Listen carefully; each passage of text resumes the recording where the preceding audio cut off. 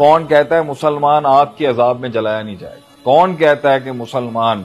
اس سخت تکلیفوں سے نہیں گزرے گا دنیا کی کاٹنے کے بعد جو آخرت میں اللہ نے لکھی ہے؟ یہ کس نے کہا ہے کہ یہی جائیں گے سر؟ مسلمان نے اگر وہ کوڈ آف کانڈکٹ توڑ دیا، مسلمان نے وہ نافرمانی اگر کر دی، مسلمان نے اگر اللہ کی وہ بات نہیں مانی کہ جو ڈیوائن ڈاکٹرن میں ہے کہ جہنم میں یہ پہلے جائیں گے، کیونکہ یہ جانتا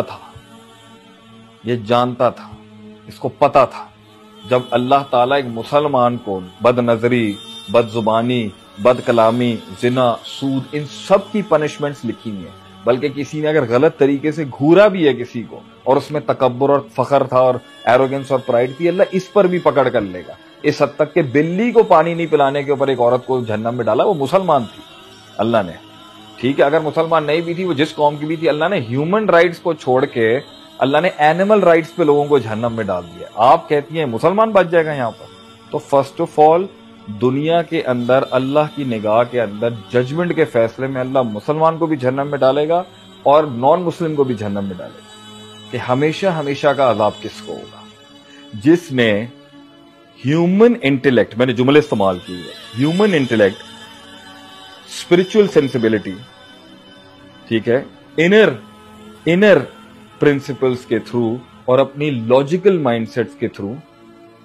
اپنا ایک باپ تو ایکسپٹ کر لیا کہ میرے دو باپ نہیں ہو سکتے،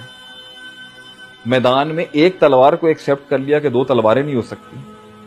سسٹم میں ایک حاکم اور حکومت کو ایکسپٹ کر لیا، دو حاکموں کو نہیں ایکسپٹ کر سکتی، مائنڈ نے یہ سمجھ لیا جنگل کا ایک بادشاہ تو ہو سکتا ہے، دو نہیں ہو سکتے، مگر جب کائنات بنانے کی باری آئی تو اس نے ایک نہیں، دو نہیں، تین نہیں، 3000 خداؤں کو قبول کیا کہ یہ سب اون کرتے ہیں اس پوری یونیورس کو۔ یہ ایک ایسا لاجیکل ریشنل توڑا گیا ہے یہاں پر جس کی سزا ہمیشہ ہمیشہ کے لیے دی جائے گی، کیونکہ یہ ایک بچہ بھی جانتا ہے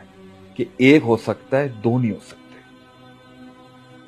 اگر یہ ایک مسلمان کوڈ توڑتا ہے وہ بھی ہمیشہ کے لیے جہنم میں جائے گا، اور اگر یہ ایک غیر مسلم کوڈ توڑتا ہے وہ بھی ہمیشہ جہنم میں جائے گا۔